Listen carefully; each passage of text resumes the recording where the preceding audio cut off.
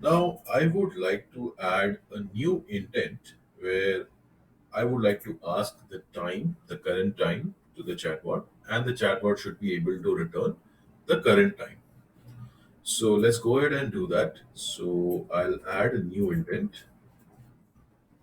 So what is an intent? An intent is a label. So let's say the intent is current time.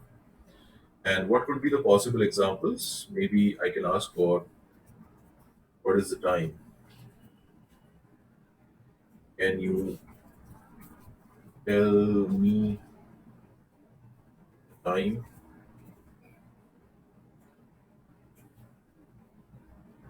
Time, or maybe simply I might say time. Okay. What is the time? Can you tell me the time? Time, or maybe a few more example. Uh, or I think this is enough now. What is the time?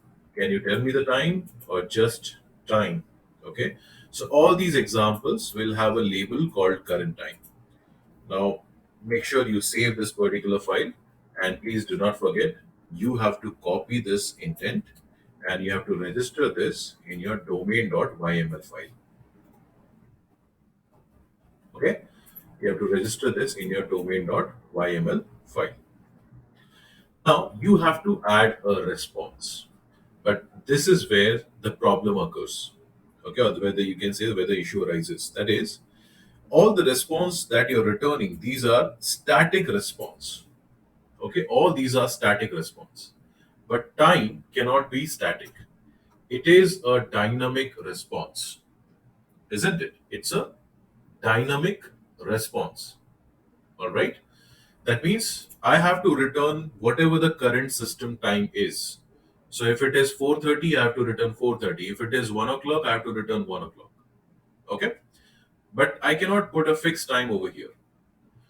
So whenever you want to respond with a dynamic output, for that we have to make use of actions. Okay, so let's go to the action folder, and in the action folder you can see here we have a Python file called actions.py. Okay, here we have a Python file called actions.py.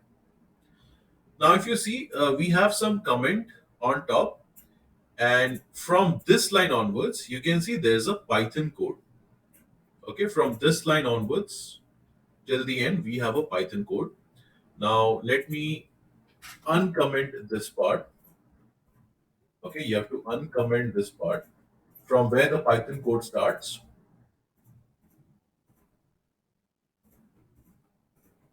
Okay,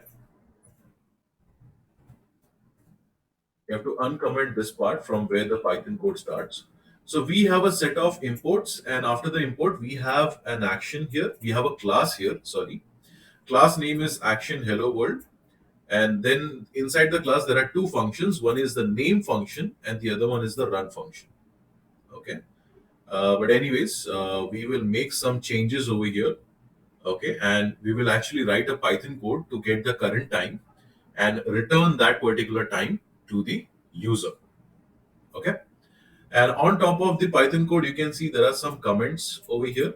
One of the comments says this is a simple example of custom action which utters hello world. That means the action that you see here right now, it is a simple action that will utter hello world. That means it will return hello world. Okay. But I don't want this action. Obviously, I have to make certain changes over here. We'll do that in the next video.